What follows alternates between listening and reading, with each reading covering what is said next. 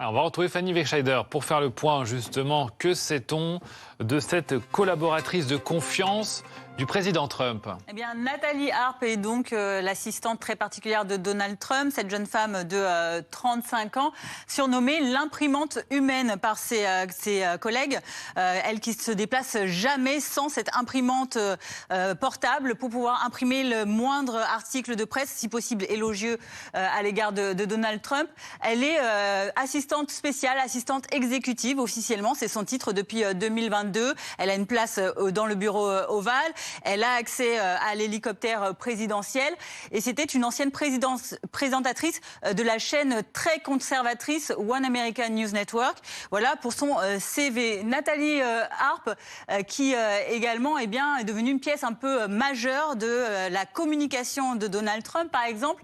C'est elle qui collecte toutes les informations qu'elle trouve dans le fin fond des réseaux sociaux. Elle sort des réseaux protocolaires de la communication. Elle prépare également les posts de Donald Trump sur son réseau social Truth Social et elle enverrait, selon le New York Times, des messages même à certains dirigeants étrangers au nom du président. C'est vous dire la proximité qui les lie. Et d'ailleurs, cette proximité avec le président, son frère à Nathalie Arp en parle. Il parle d'obsession malsaine et donne même une petite anecdote. Écoutez. C'est dingue. Non, je suis désolé. En fait, c'est plutôt triste. C'est une obsession. C'est comme une obsession malsaine pour quelqu'un, si on en arrive à se glisser dans le coffre de sa voiture. Il y a ces lettres, vous le disiez, révélées par la presse américaine qui enflamment les États-Unis. Oui, des lettres assez intrigantes, vous allez les voir, envoyées notamment en 2023, morceau choisi. Je veux que tout aille toujours bien entre nous. Je suis désolée d'avoir perdu ma concentration. Vous êtes tout ce qui compte pour moi. Je ne veux jamais vous décevoir. Merci d'être mon gardien et mon protecteur dans cette vie.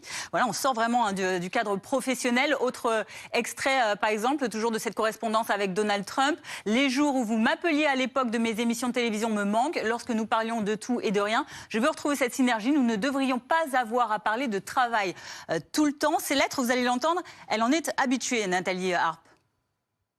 Je dirais que depuis qu'elle a 16 ans, elle a une obsession avec...